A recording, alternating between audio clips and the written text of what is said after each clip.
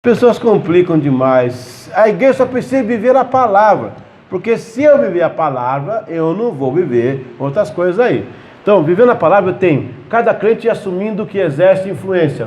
No seu bairro, seu púlpito, sua vida é a sua mensagem. É aquela frase que eu falei ontem, que alguém disse no passado. Pregue o evangelho. Se preciso for, use palavras, né? O bairro é o seu púlpito. Aí do lado de cá, no evangelho, ele tem a palavra pregada, o evangelho comunicado e a igreja presente na sociedade. E do lado de cá eu tenho um testemunho, que é a disseminação de uma cultura de santidade, a visão da comunidade em relação aos crentes e o comportamento firme contra o pecado. Posicionamento diante da sociedade que está aí. Abaixo eu tenho a comunicar o evangelho, usando todas as formas de comunicação do evangelho e criando estratégias evangelísticas. Esse é um sistema que é devagar, ele não tem resultado na hora. Mas você não está aqui plantando alface, você está aqui plantando carvalho. Carvalho demora para nascer, são 5 anos para brotar. E tem que trazer água de longe. Mas quando brota, vira uma árvore que vive aí anos. Então você não está aqui plantando alface, está plantando carvalho. Porque a igreja que planta alface é igual a igreja rodoviária. Ela enche e esvazia. Ela enche porque não tem consistência. Essa igreja transformacional é essa que fincou raízes. Ela frutificou. Está aí o tema, frutificai. Né, Gustavo? Amém, Gustavo? Pronto.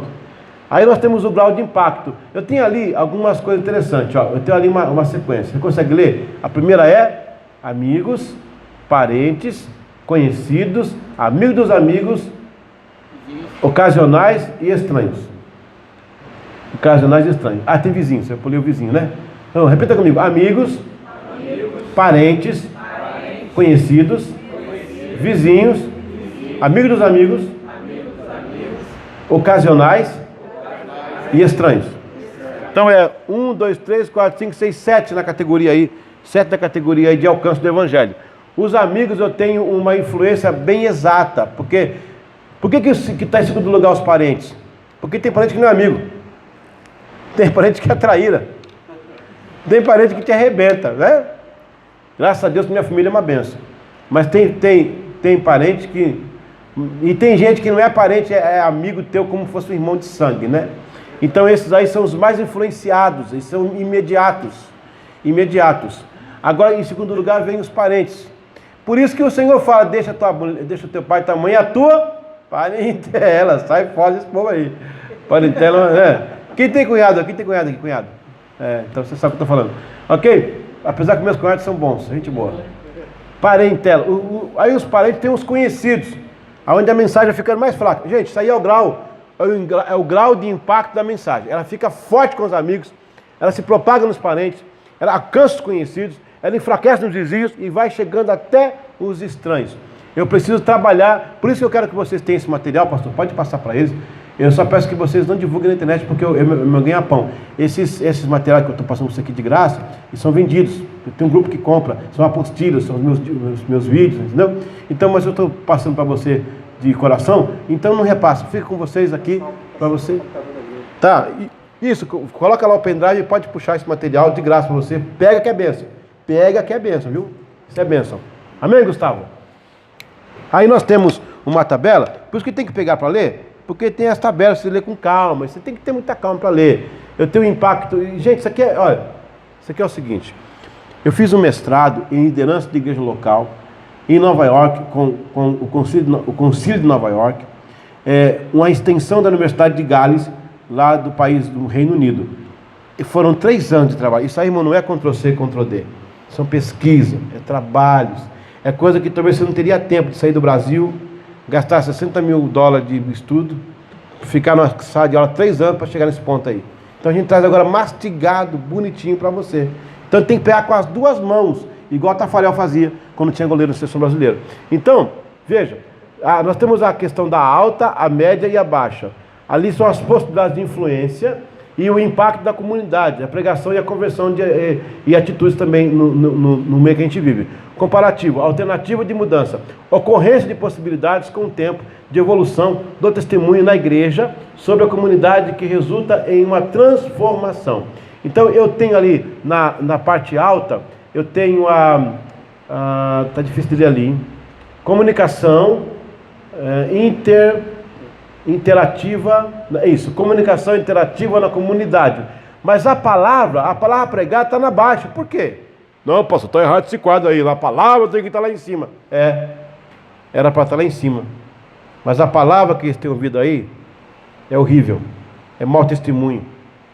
Crente que cumpre não compromete e não cumpre. Crente caindo em pecado, fazendo vergonha para todo mundo. Crente pisando na bola. Que pregava a palavra. Então o cara fala assim, essa palavra? Não quero não, eu já conheço. Então tem que inverter o quadro. No tempo de Jesus, na igreja primitiva, a palavra estava em alta. Felizmente as coisas mudaram. Nós temos que colocar a palavra no lugar dela. Como? Com testemunho. Repita comigo, as pessoas vão esquecer do que você falou, mas vão lembrar do que você fez. Por isso que está em alta lá a conversão interativa na comunidade. Olha lá, comportamento, tá vendo? Ali na média, atitudes, pregação e a palavra. As frases de impacto vêm em média e as ações estão em alta aqui. As ações estão em alta, como estão em alta lá também as comunicações interativas na comunhão. Aí ele tem um quadro menor para você fazer uma comparação, depois com calma você lê ali o que tem que ser lido, para você fazer as comparações. Mas o bojo desse quadro aí é dizer o seguinte: ainda continua valendo o testemunho como a maior pregação de uma igreja. Pronto. Amém? Que as pessoas não vão seguir onde você vai, vão querer o que você tem. Então, o que você tem, você pode oferecer à história da pessoa. Amém, Gustavo? Pronto. Aleluia. A grade influencial do 3.0 de ação, ali já é uma linguagem mais técnica, mas eu vou ler aqui para você entender. Esta informação a igreja precisa entender como missão clara eclesiástica para realmente transformar a sociedade para Cristo. Veja bem, irmãos, eu não trouxe aqui para vocês, nem não vou trazer nenhuma forma de crescer a igreja. Desde ontem, eu dei só mais ideias que eu vi. Eu não deixei que nem... agora, irmãos, vou deixar um plano com o pastor e a igreja vai crescer. Ou aumentar. Não, eu vou deixar agora para vocês uma forma de fazer. Um negócio tem que fazer culto assim. Ou tem que fazer assim, assado. Tem que fazer... Eu estou trabalhando no DNA da igreja. O meu trabalho aqui, irmãos, não estou trabalhando nem a estética. Eu estou trabalhando no coração. Se a gente conseguir mudar aqui dentro, muda por fora. Se mudar por dentro, muda por fora. Então, é um trabalho bem profundo. Em primeiro lugar, a pregação do evangelho. Essa está no nível baixo, tá vendo aí, ó? Porque hoje a sociedade não dá mais primazia ao discurso. Agora é a questão política, né? Ninguém mais ouve. Eu acho que vai acabar os comícios. Talvez acabe, porque o cara fala uma coisa aqui e faz outra lá. 2. O comprometimento com o evangelho numa escala média, porque o compromisso cristão vai solidificar o início de um grande testemunho na comunidade. Aí vem em terceiro, o testemunho com diálogos nas ruas. Esta interação está na média alta, pelo fato que as pessoas, pelo menos, argumentarão face à tentativa da prospecção do pecado na sociedade pensante. E, em quarto lugar, o testemunho com ações, atitudes na comunidade. Talvez esse ponto até o César podia explicar, porque as missões que ele faz está agregada a ações, não é só pregação, né? Você leva também o pão para a barriga, não só o pão para o espírito, não só a alimentação espiritual, mas a alimentação para...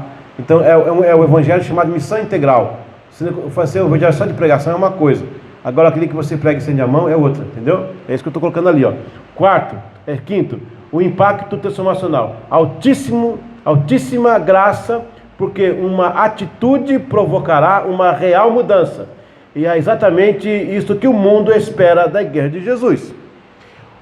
O Gandhi, ele foi para a Inglaterra estudar lá. Pode mudar, filho, sinal assim você pode mudar. Ó, quando eu falar Gustavo, fazer com a mão, é para apertar aí. Obrigado. O Gandhi, ele foi para a Inglaterra para conhecer o cristianismo. Quem conhece a frase dele? Ele ficou lá, ele conheceu as igrejas cristãs. Alguém conhece a frase dele? Pode falar. Vai ganhar um CD. Ele disse: eu amei o cristianismo, mas odiei os cristãos. Ou seja, ele viu um evangelho perfeito para um homem, mas quem o executava fazendo a coisa errada. É isso que Gandhi falou naquela hora. Aí nós temos a comparação, o índice de ação e reação. A mensagem da igreja deve promover impacto ao mesmo tempo que o pecado está promovendo o reino da pecaminosidade. Se a igreja não reage, terá que enfrentar um inimigo mais vil a cada dia. A oração é o fator básico deste impacto, seguido da pregação e as atitudes desta igreja interagindo na sociedade em que vive. Se não assumir essa identidade, será difícil. Está em Efésios 6, 10 a 20. Porque a luta nossa não é contra a carne e contra o sangue, né? Mas é contra esse potestade. Aí nós temos ali um gráfico, a pecaminosidade e a ação da igreja. Olha como elas estão. Em alguns casos, é até maior a pecaminosidade. O que eu estou me referindo? Eu estou dizendo o seguinte, que a Volta Redonda, eu conheço a Volta Redonda quando eu estudei aqui há 30 anos atrás, não tinha tantas igrejas como tem hoje, inclusive wesleyanas. Eu posso contar no dedo naquela época, quem estava aqui de wesleyano naquela época. Vamos tentar contar no dedo? 208, que é 9 de abril. Belmonte, Retiro, Aterrado, Monte Castelo, 30 anos atrás, tá bom? É isso aí? Cidelândia, por aí. Agora, quem consegue contar hoje?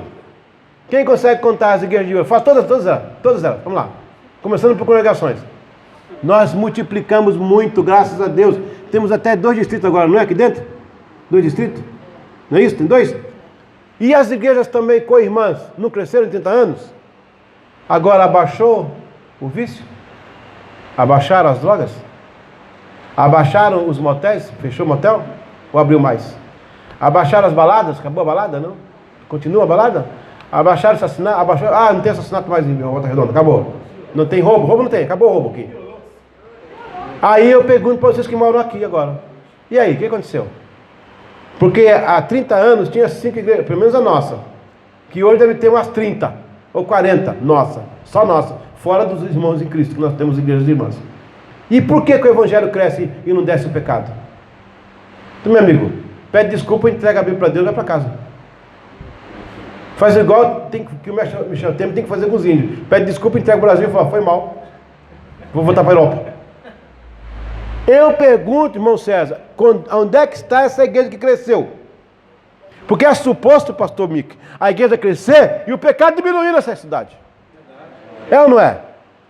Nós estamos tendo um problema hoje aqui. Eu queria resolver isso. Como?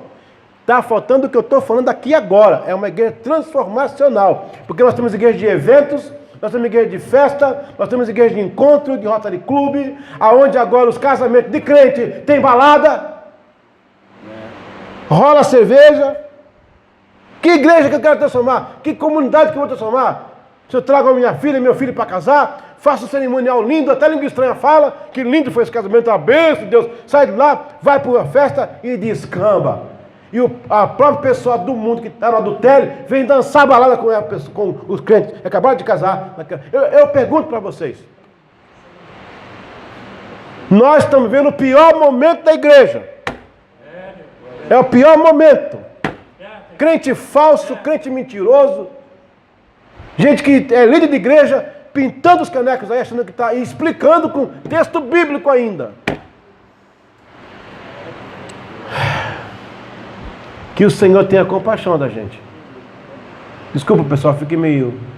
mas não dá, eu sei. Se eu não fazer isso, eu vou ficar doente. Paralelismo. Linha constante de igreja e comunidade. O problema é que a igreja está caminhando com a projeção social, mas não usufrui proveito disto.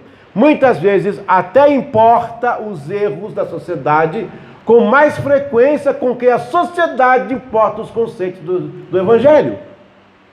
Por exemplo, costumes de programa de TV que são impróprios, no caso como novelas. Há muitos crentes seguindo novelas e muitos não crentes sem seguir a Jesus. Quem está cumprindo mais o papel transformacional? A igreja imita o mundo, mas o mundo imita a igreja. Que isso? A gente faz coisas na igreja porque o mundo faz, acha legal, mas não fazemos, o mundo não faz o que a gente faz. Tem mais crentes seguindo novela do que não crentes seguindo a Jesus. Quem está cumprindo mais o papel é o mundo, não é a igreja. Porque o mundo consegue entrar na minha casa e mudar minha família. Através de um mero programa de TV, que não, um aparelho que não tem unção, que não tem palavra, Quem não tem transformação consegue convencer a minha família. A gente com palavra, com tudo, e não consegue convencer as pessoas. Gente, eu não queria deixar você triste hoje. Mas se eu não tratar com bezetacil, não vai ser. Uma vez, um médico me deu uma injeção uma vez, irmão. Aquela endemoniada da paracetamol com a codeína do inferno, meu irmão. Aquilo junto, meu irmão. Quando ele deu a picada, meu irmão, a picada. Você não sente a picada. Você sente o calor do inferno em volta de você. Meu amigo, eu estava cheio de dor. Quando ele bateu, eu fiz... bati pro lado e não falei mais nada. Dormi 12 horas sem parar. Acordei expulsando demônios. Sai em nome de Jesus. Mas resolveu. Tirou a minha dor e eu consegui dormir. Eu estou batendo aqui porque quando bate, dói, resolve. Ficar colocando o Doril não vai funcionar nunca. E tá aí, aquelas duas iscas lá, azul é a igreja e assim é a sociedade. Tem diferença ali, irmão? Estão batendo pau a pau. Deus tenha misericórdia de nós. Né, Gustavo? Olha para mim, filhinho. Isso, para cá. Amém. Gustavo, só um pouquinho. Só um pouquinho. 5 minutinhos. Não, Gustavo, eu estou brincando com você. Você está aí trabalhando, você está servindo. Obrigado, viu, querido? Estou zoando com você, estou brincando com você. Vamos aplaudir o Gustavo, gente. Ele está ali, ó. Ele ligou o som, ligou aqui o... Pode, fica à vontade, fica à vontade. Estou só brincando com você. Vai, então agora pode apertar. Depois tudo isso vai ter apertado já. Vai. Aí, pronto. Vamos para esse fluxo transformacional. O ciclo espiritual e comportamental. Gente, tá legal? Não tá cansativo, não? Senão vocês podem ir para casa, eu fico gravando aqui sozinho, mas você tá legal? Que bom, amém. Eu fico feliz por isso. A igreja promove mudanças quando consegue conectar a sua pregação com o testemunho, na ingerência do comportamento da sociedade. Por exemplo, quem era alcoólatra e abandonou o vício, pelo poder transformador do Espírito Santo, deixou de gastar dinheiro no bar e está poupando na aposentadoria para o seu futuro. Olha que o evangelho, até para a economia é bom, não é? É ruim para o cara do bar, né, que vem de pinga lá. Isto provoca um fenômeno social inimaginável, no mínimo, uma baixa no comercial de bebidas alcoólicas. Então, ali eu tenho o comportamento, aqui na baixa, está vendo aqui embaixo, ó, eu tenho a baixa, média, alta, não dá para ler daqui, então eu vou continuar ali. Primeiro, o comportamento influi no impacto transformacional. A coisa que mais influi, irmãos, na sociedade é o impacto, não é a palavra, certo? Que a pessoa fala no grupo, depois ninguém acredita nela. Então tem que ficar quieto e fazer. Ela vai, né? 2. Os seguidores mantêm as atitudes de mudança. 3. A pregação começa a ser ouvida diferente. Tudo começa aí em cima lá, com o comportamento. As atitudes legitimam as frases de impacto. A mensagem leva ao ponto 5, que é a transformação. Porque foi daí que partiu tudo. A mensagem ainda mantém a prospecção da pregação, ou seja, a mensagem é transmitida pela pregação. As frases influenciam a manutenção das ações. Então, esse quadro mostra que tudo está dentro de uma questão do comportamento. Se eu mudo diante das pessoas, eu não tenho que ficar, oh meu Deus do céu, o pessoal fica preocupado, que é nobre, entregar a folheta e pregar, amém, é nobre, mas muito mais nobre é a atitude. Eu viajei 1h20 com o Tarcísio Meira do meu lado. Pensa no cara com vontade de pregar. Embora eu não conheça a vida dele, não estou julgando, mas para mim todo mundo precisa de Jesus. Amém? Pode ser o Tarcísio Meira, pode ser qualquer um. Até o Nésio, todo mundo, entendeu? Todos nós precisamos de Jesus. Eu orei a Deus, Senhor, me dá a oportunidade de testemunhar do teu amor. E Deus deu, nós conversamos, eu falei de Deus para ele. Ele foi muito educado, ele ouviu. Acabou rolando uma oração ainda, glória a Deus. Então, a gente está muito preocupado em chegar e fazer, mas ninguém quer ficar e cuidar. Andar junto, a pessoa vê com você que você... E quando você começa a andar com a pessoa, você começa também a pegar o jeito dela. Tinha uma igreja de São Paulo que todo mundo andava meio que mancando.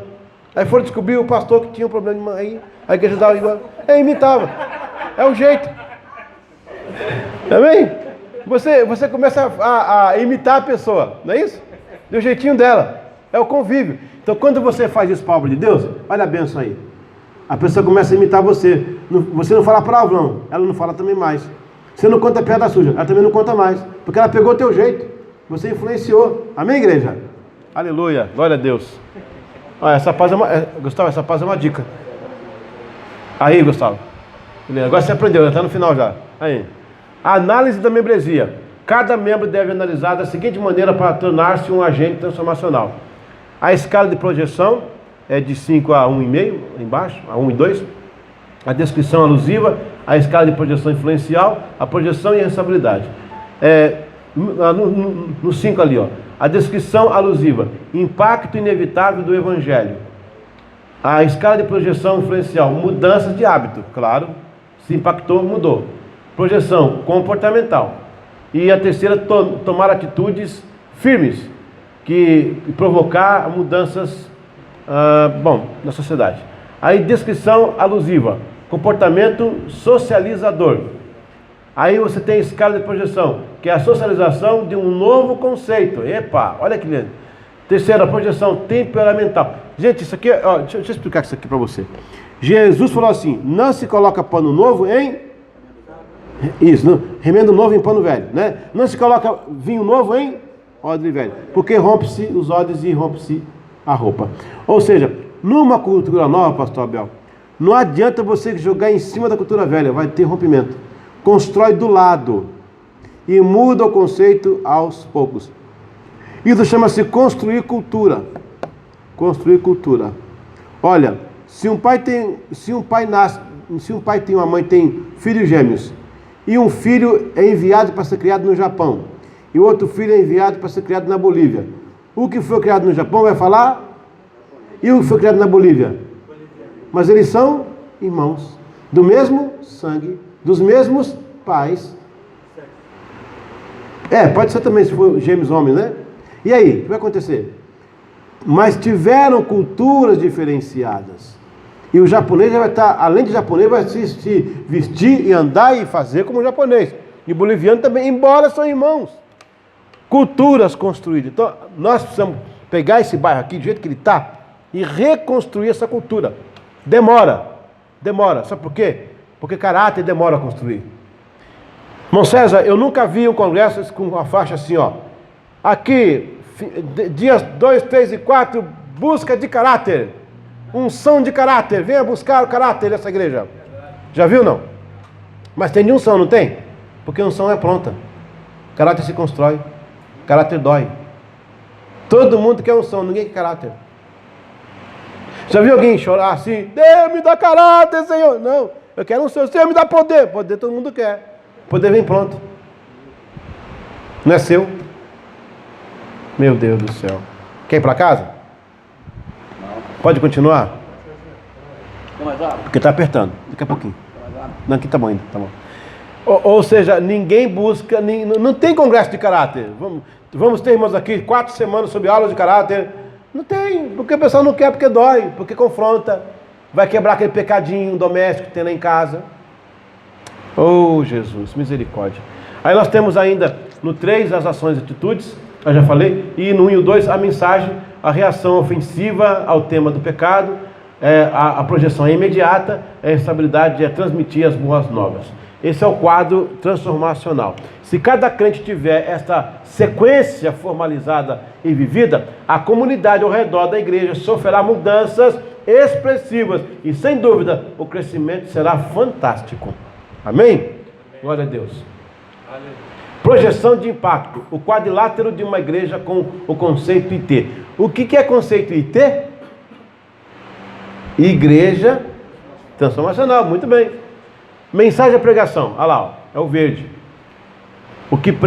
Que pregues a palavra e instes a tempo, fora de tempo, redargues, repreendas, exortes com toda a longanimidade e a doutrina. Timóteo 4:2.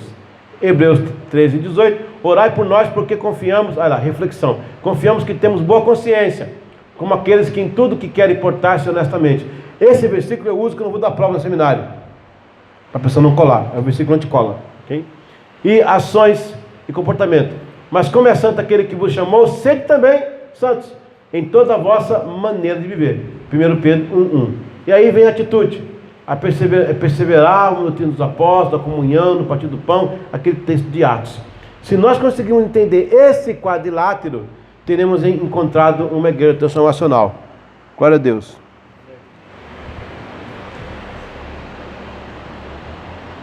Gustavo, por favor. Obrigado. Mutações, cuidado com o modismo. Aí esse ponto é difícil. Modismo. Os modismos são as nuances que aparecem de vez em quando sobre as igrejas. Movimentos estranhos, sem explicações.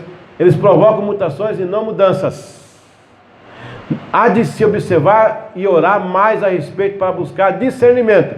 A igreja precisa de promover mudanças e não mutações. Tem muita coisa que aparece, eu não vou aqui explicar o que é, até porque pode alguém estar me assistindo e achar que eu estou errado, mas tem coisa que... é como o João Wesley fazia. João Wesley tinha um crivo de 4 coisas, era o quadrilátero. Tudo que acontecia então de igreja, de pregação, de vida cristã, a primeira pergunta era o crivo da palavra. Está na Bíblia? Se está na Bíblia, vamos fazer. Se não está, sai fora.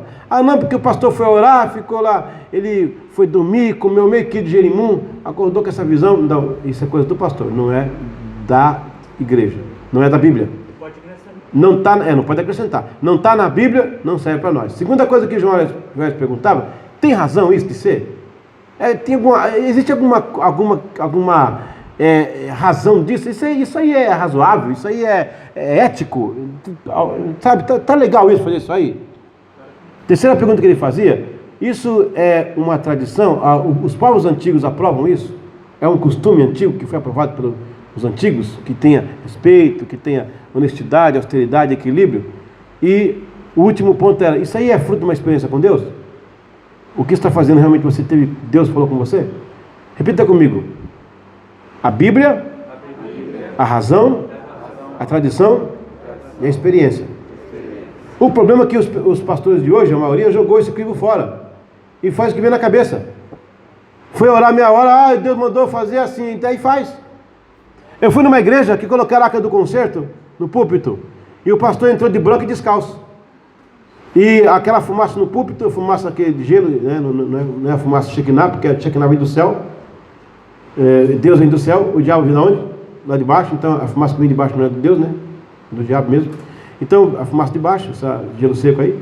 Aí o pastor vem entrando de branco e eu falei com o irmãozinho, falou: que bonita essa peça, né? Deve ser um teatro, uma peça.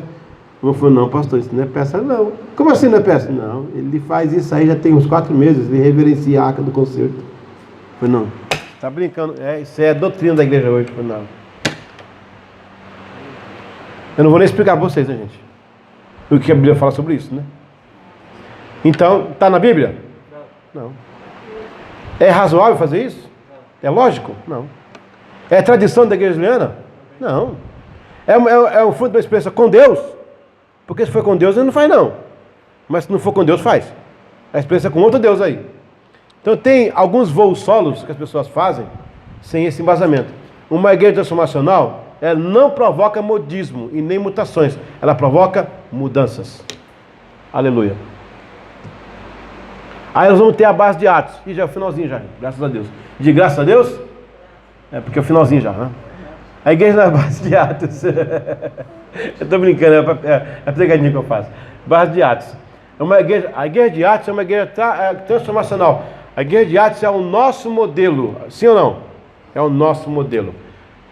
Aí, número 1, nós temos em Atos 2:2 o quê? A descida do Espírito Santo. É essencial e primordial numa IT. A descida do Espírito Santo. Atos 2:2. O que diz lá? Línguas de fogo repartidas e tal. Atos 2:4, nós temos o quê? Foram cheios do Espírito Santo. Terceiro passo da igreja transformacional está em Atos 2:5. Impacto de choque na comunidade. Falavam em línguas e o povo entendia o que eles falavam. Aqui, às vezes fala português e o povo não está entendendo. 4, se maravilhavam, o impacto na comunidade. Atos 2:3. Se a igreja que transforma não criar impacto e maravilha, não serve. 5, olha aí, o sermão de Pedro às nações, Atos 2:14. Naquela hora, milhares de pessoas se converteram ao Evangelho. 6, uma consciência transformacional, Atos 2:27. 7, não, volta filho. 7, o início da transformação, Atos 2:38-41. Olha, lá em cima o Espírito opera, o povo vê, a igreja entende e agora começa a mudar. Olha aí, ó. Atos 2:42, o processo contínuo da influência. Atos 2, comportamento transformacional. Atos 2:43, eles começam a quê? A pregar, a pegar os seus bens, dividir para os pobres. A igreja muda a sociedade. Em último lugar, a igreja caiu na graça do povo. Atos 2:47. Eu aconselho você a pegar isso e ler em casa. Você vai ver essa... rapaz, incrível isso aí, gente. Parece que foi escrito intencionalmente. Intencionalmente, a coisa aconteceu como Deus quer, mas é assim que Deus quer. Se você conseguir enquadrar a igreja de Santa Cruz, dessas 10 coisas, a sua igreja é a igreja de Atos. Se não, ore pelo seu pastor, pelos seus presbíteros, porque eles vão ter muito trabalho. Ok. Aí construindo a cultura. Bom, não dá para explicar que é muita coisa ali, mas repita comigo: ouvir, pensar, agir e manter. Então, em ouvir, eu tenho lá falando do conceito. Eu vou pregar, eu vou ensinar, eu vou falar um culto bíblico, uma mensagem bíblica, porque tem muito púlpito que já virou divã. Eita, aleluia. Acho que eu não vou colocar no YouTube essa palavra não, sabe? Eu posso perder algumas agendas, né? Tem púlpito que virou divã.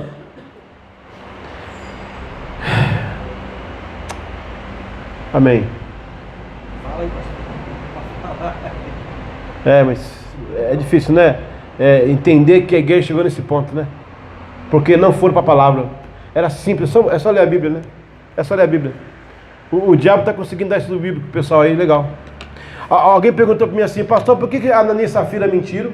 Ananias e Safira venderam lá um terreno, lá uma propriedade. Eles usaram parte do dinheiro e deram outra parte do dinheiro para a igreja e mentiram sobre o que aconteceu com eles. Com o que eles fizeram. O que aconteceu com Ananias e Safira porque mentiram a igreja? Foram o quê? Foram queimados. Isso, quem falou? Ganhou um CD. Foi fulminado, morreu. Primeiro morreu lá o Ananias. Aí chegou a Safira: cadê o meu marido? Por quê? Porque está ali os pés daqueles que carregaram o seu marido. E aí? Ela mentiu também? Pum, ela foi também. Aí me perguntaram: pastor, por que hoje tem pastor mentindo no púlpito e não cai fulminado? Porque hoje tem liderança mentindo e não cai. Por que a igreja de Atos, um membro mentia, caía morto? Por que Deus ficou menos rigoroso? Eu falei: não, é porque no tempo dos apóstolos, quem estava no púlpito era o Espírito Santo. Ananias e Safira estava no banco. Hoje, quem está no púlpito é Ananias e Safira, e o Espírito Santo está fora da igreja. Aí não vai cair nunca. Porque o Senhor falou que Beelzebul não luta contra ele mesmo. Não luta. E outras igrejas que se dizem pentecostais colocaram o Espírito Santo numa gaiola, pendurado, para dizer que é pessoa pentecostal, de rótulo. Você não vê língua estranha, você não vê profecia, não vê revelação, você não vê cura divina, você não vê arrebatamento, você não vê nada mais que se diz de coisas que Deus faz na igreja em relação ao pentecostalismo. Bíblico, não meninice, né? Não chocarrice que acontece por aí. Mas colocaram o Espírito Santo numa gaiola. Quando perguntam: vocês são pentecostais? Só, olha lá. Você está ali.